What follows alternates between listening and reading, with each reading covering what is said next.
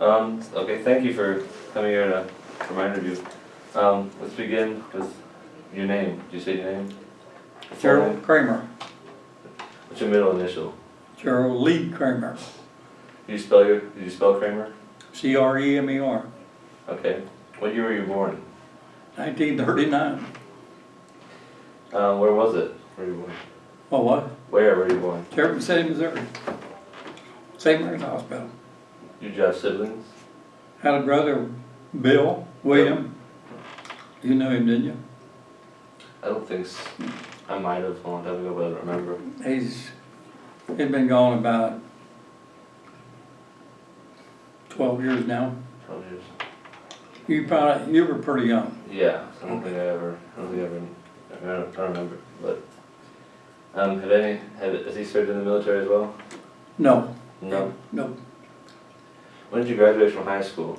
1957, right here. Did you have any ambitions of being in the military when you were in high school? Nope. No. Did you go to college or anything after high school? I went to 1 year of college at Jeff City Junior College down on Miller Street, and after 1 year I decided I didn't want to do any more of that. And I had a full-time job, and I think that was part of the problem. And I was working full-time and and I wasn't making very good grades, especially in English and English comp. So at the end of that year, I gave it up. Yeah. What kind of job did you have? I worked at News Tribune. I was running what they call the mail room. I had probably a dozen people working for me.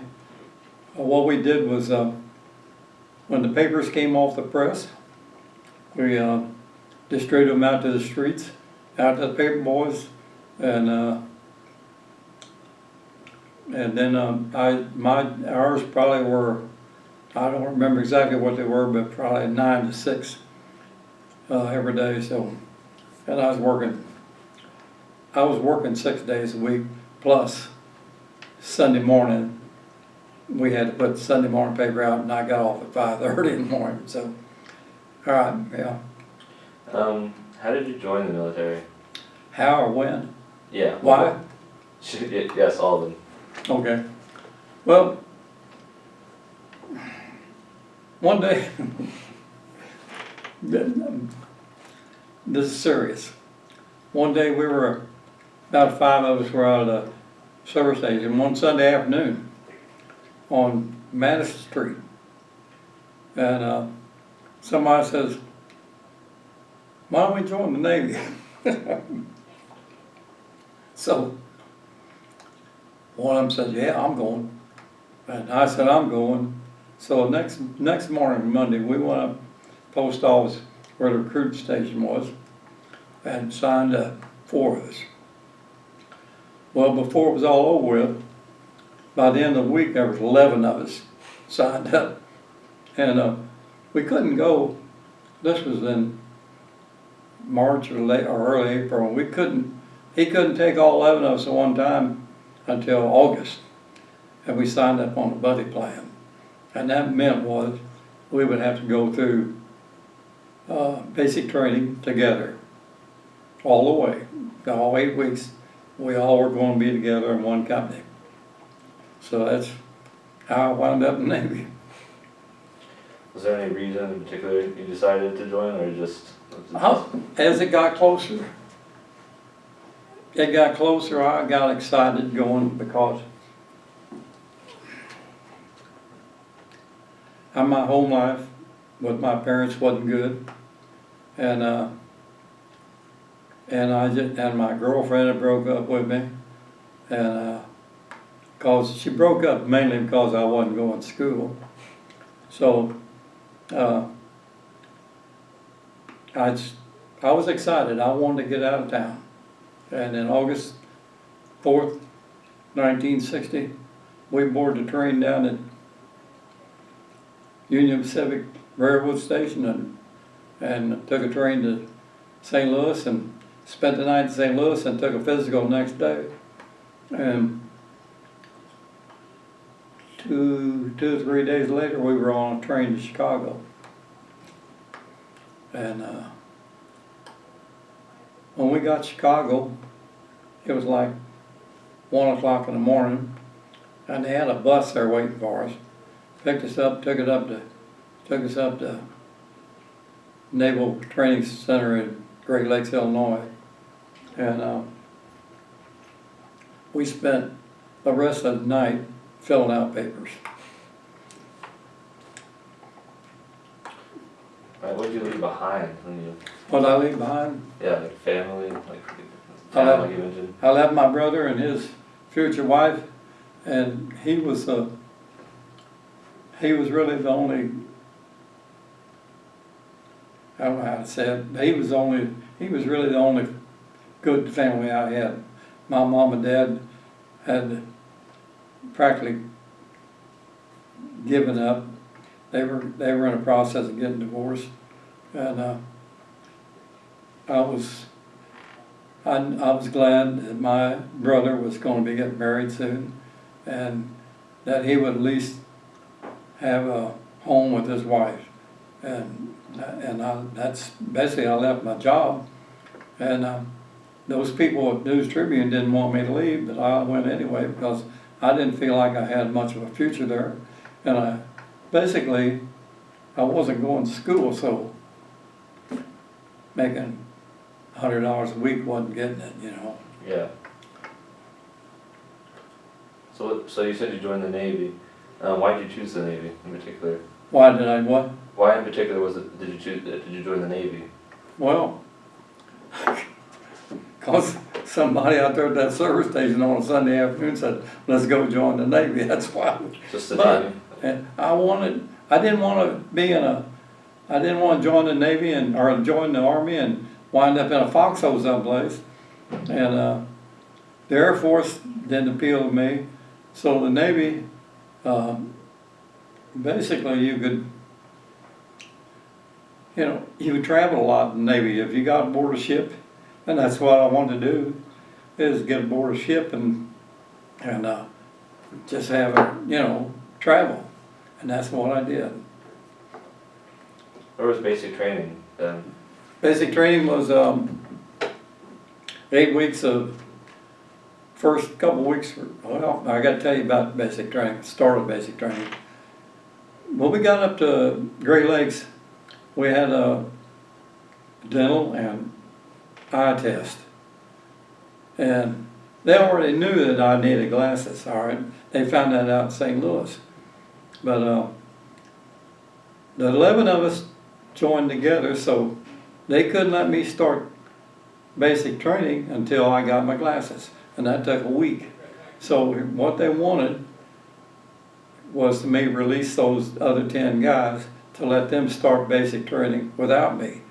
Well, in a way, we went into a room and I talked to all of them and I said, I want you guys to go ahead. They were friends of mine. I just want you all to go ahead. You'll be out of here a week ahead of me, but I'll see you around the base. And I think it was best for me to make new friends in my company and be on my own. And you know what really happened was about 5 weeks down the road, one of the guys got to me and said, one of my best friends couldn't pass the swimming test, and wanted to know if I was going to be free on a couple nights that week, and they were letting us be. We were free to do something after 6 o'clock every night, so I went up and taught that boy how to swim, and he passed the swimming test because of me. But he was one of my better friends, so I'm glad I did it. Some people say that in basic training, the individual is broken and the serviceman is created. Do you agree with that? Well, in a way, I can agree with that because I was broken. My family had broken up. I just had a brother, and I don't think it's that the case with everybody. I needed some discipline in my life, because I didn't have a mom and dad telling me what to do. And I did. I needed discipline in my life, and that helped. Do you have any, like, particular vivid memories of basic training? Not very many, but I remember in our 4th week of basic training, they call it service week. And what you do is, some of them are put on garbage detail, some of them are put on grass cutting, maintenance. I was in a galley in the butcher department. And with a slice of meat, dang if I didn't slice off a piece of my finger. And we just kept right on going. But anyway, basic training was good.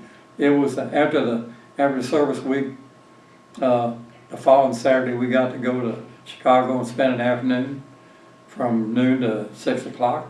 And after that, it was marching, physical training, going to school, learning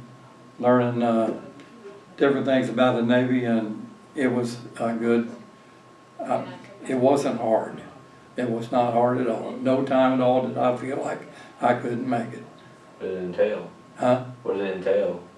What did it entail? Like, what all did you do in basic training? Well, we did every morning when we got up and went to chow, and then we'd come back. We'd push the piece. I don't know what you know what they call a rifle, and well, that was part of your exercise.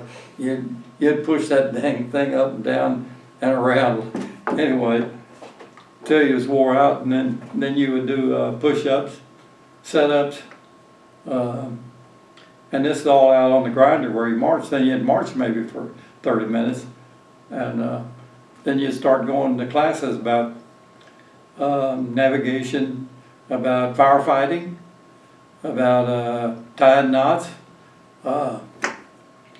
just a lot of different things about officers' emblems, about their rank, like from ensign up to admiral, and you had to know if you saw one of the officers on, walking by you, you had to know who he was. You had to know what his rank was, and we learned a lot of that stuff. And then you started learning about shipboard duty, and aft, forward, bulkheads walls were bulkheads, stairs were ladders, and ceilings were overhead, and floor was a deck. So you didn't. Anyway, at that time, they were asking what I wanted to do when I got out of basic training, and I told them I wanted to go to an aircraft carrier because I wanted to be an aviation storekeeper. I'd already figured that out too before I went in, that I wanted to be an aviation storekeeper where they handled automobile, or where they handled aircraft parts. And lucky for me and my best friend Olson in boot camp both got assigned to the USS Randolph. So we didn't have no advanced schooling after boot camp. We went directly to the ship. Do you have a favorite or at least favorite part of boot camp? Anything about it that you particularly enjoyed or hated? No, I didn't hate it, but I did. We were glad to get out, Yeah. because it was like it's probably like school is here. Somebody watching you all the time, and you had to be you had to be on your best behavior, and not that I was going to be bad, but yeah, you had to behave. Do you remember your instructors? I remember my company commander. I don't remember his last name. In fact, I looked at the picture this morning on the wall there in the rec room, and for the life of me, I can't call his last name. But you never knew. He was married, and you never knew when he'd show up. You'd be on watch at 2 o'clock in the morning from 2 to, say you're watching from 2 to 4. he might show up at 3 o'clock. You had to be on your toes. And if somebody walked in, it didn't make any difference whether it was the company commander from the other company or your company commander, you better be standing at attention. But the instructors, no, I don't remember their names. How long did it last? What? How long did it last? 8 weeks. 8 weeks, and of course mine lasted 9 because I had to spend an extra week waiting on classes. Yeah. And I cut grass, and I swept sidewalks, and I just did miscellaneous stuff around the base. But it was nothing. I just was waiting for my name to be called to go to a company, and it was Company 378. And those guys that went ahead of me, I don't remember what company they were in, what number, but they were probably about 4 companies ahead of me. So, and then I did get to see them once in a while. What year did you? So what year was it when you actually got out of basic training? When you finished basic training? Basic training, I finished basic training in October of 1960, and they gave me 2 weeks 2 weeks leave. So I flew home for the first time I ever flew. Ozark Airlines, I don't know if you ever heard of it, but it was Capital Airlines in St. Louis, and then called Ozark Airlines in Jeff City. And what a welcome I had at the airport that night. It was all these guys, they were still home, you know, that I joined Navy with, and they all were there at the airport. And I still remember that. It was kind of a tearjerker in a way that I let them go ahead of me, and then they waited. They were still home when I got there, and that's when I started staying. When I came home, I stayed with my aunt and uncle because I didn't have any place. I didn't have any other place to go, and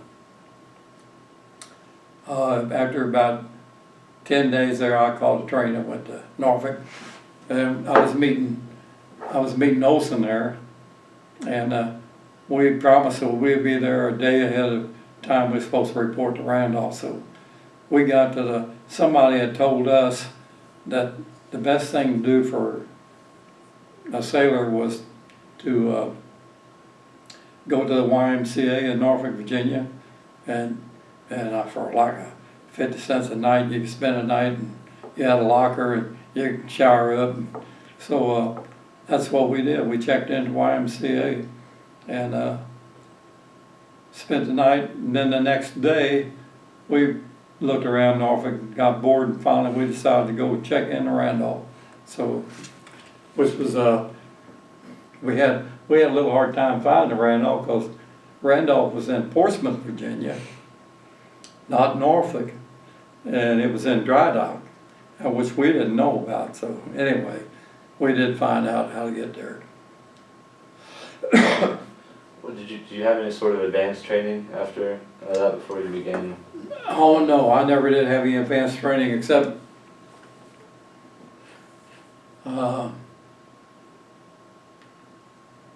seemed to me like one time I had a maintenance training on preserving parts, and it seemed to me like I went to the Naval Air Station at Norfolk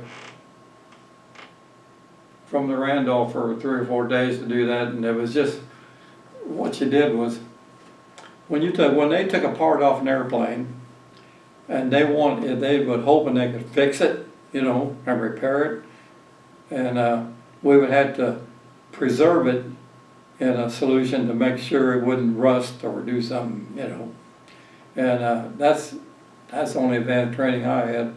As far as becoming a aviation storekeeper, I just had to take the test. I had a book study and take the test.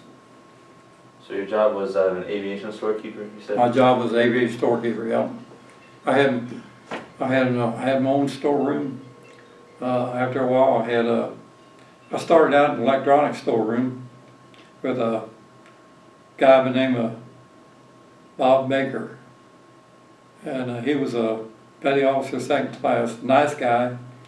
And at sea, when we were at sea, we would have to sleep.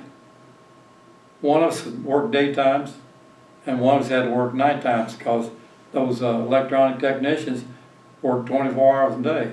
And they worked the same way we did at sea, 12 hours on, 12 hours off. So when he was sleeping, I was working. When I was sleeping, he was working. So. Do you think that the job was right for you? Do what? Did you think that job was right for you? Did you like that? Right job? for me? Yeah. Yeah, I think it was. It was, I enjoyed it. Eventually I got moved from the electronic storeroom to what they called Ready Issue.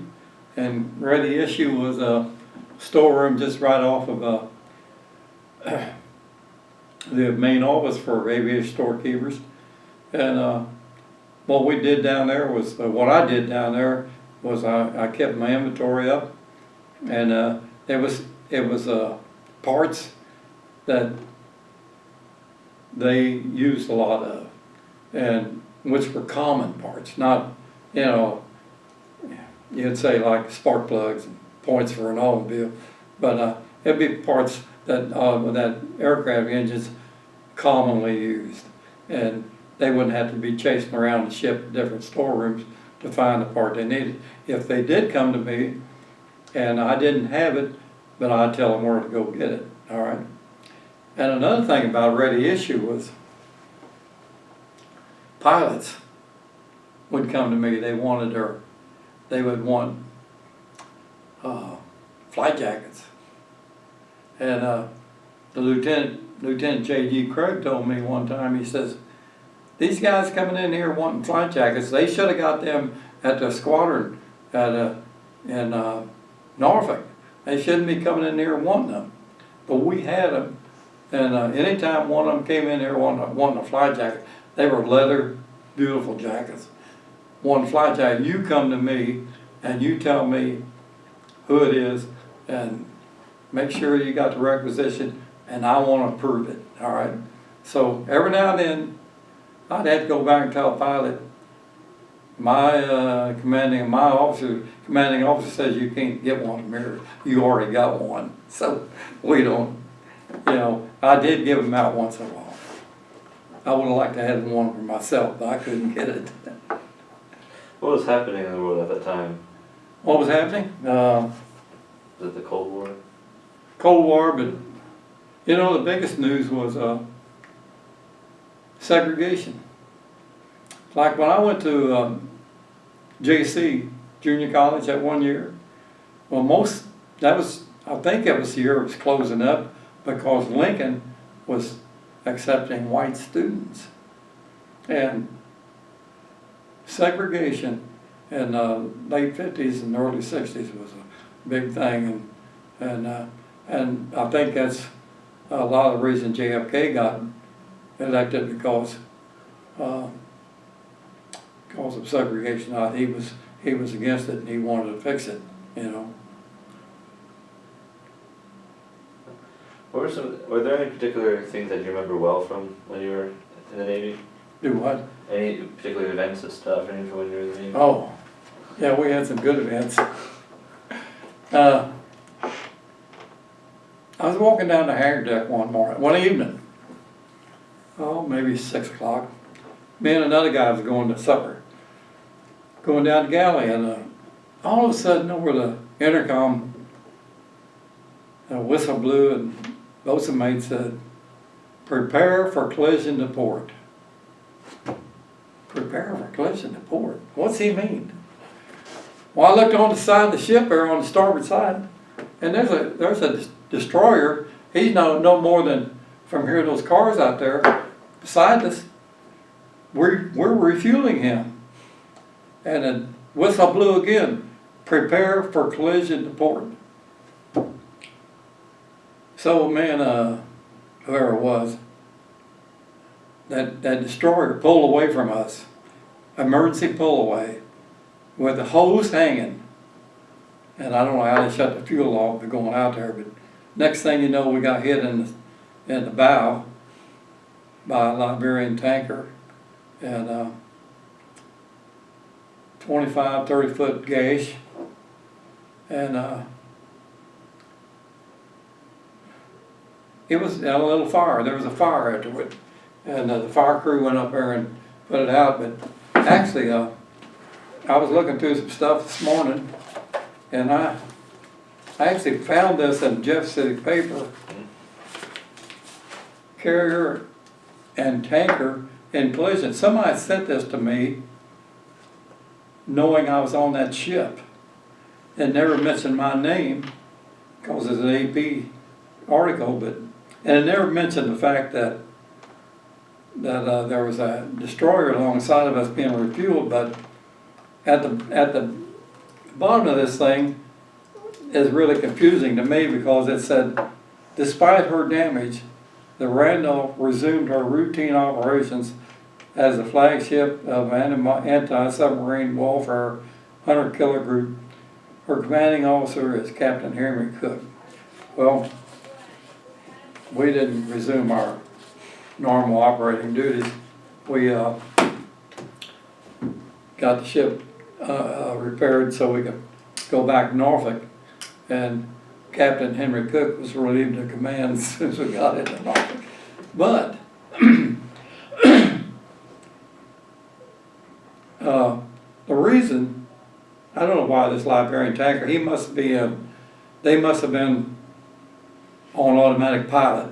A lot of these ships are on automatic pilot, and somebody wasn't up on the bridge, and a man of war ship has the right of way, and they were blowing horns at him and everything, but he hit us. So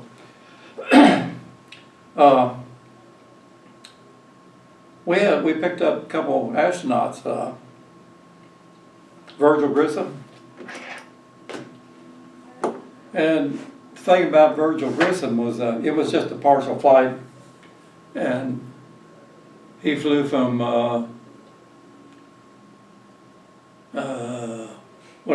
where it is in Florida, where they fly from, out in the Caribbean where we were.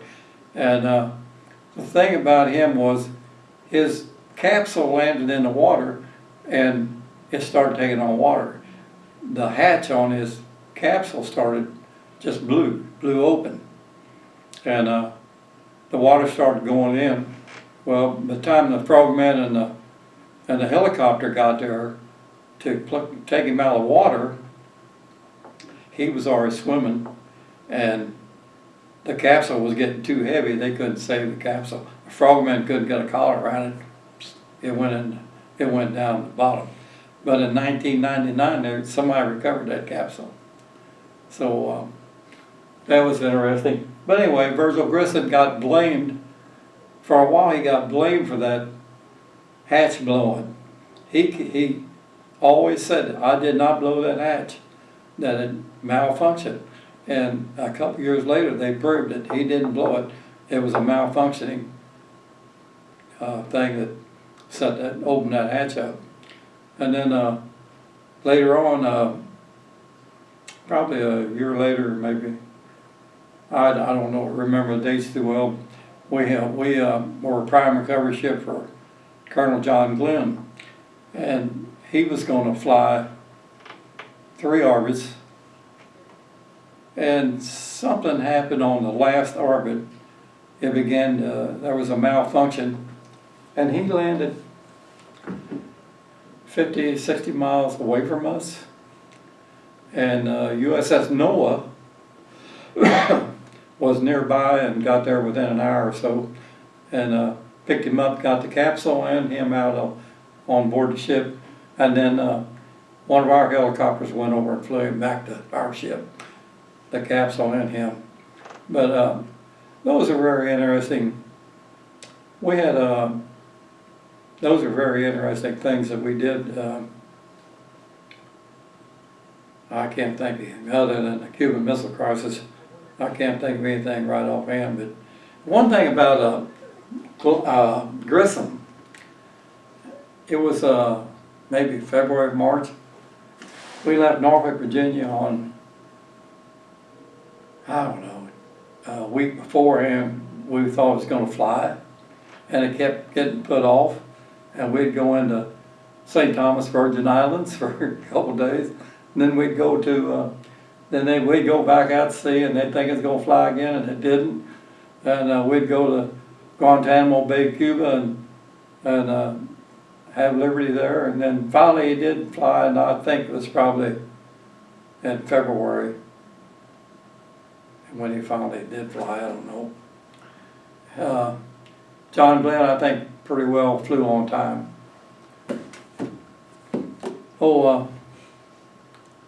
Next. Yeah, you mentioned the Cuban Missile Crisis. Oh, yeah. Cuban Missile Crisis. We were over in the Mediterranean. And we had been to Barcelona, Cannes, France, Naples, Italy, Palermo, Sicily, Lisbon, no, not Lisbon, Valencia, Spain, several other places. And anyway, when we got over there, a couple days before we left Norfolk, there was a truck outside on the pier.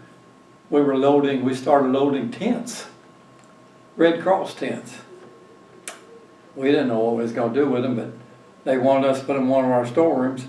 And when we got to the Mediterranean, we went past the Rock of Gibraltar, and they said, well, get those tents out of the storeroom, we're gonna drop them off at this next port.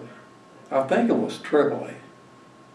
And I'm not sure anymore, but I think it was Tripoli. And we unloaded 1,000 tents.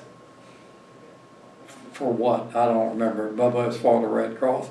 And then we started operating in the Mediterranean, and this was around the 1st of June.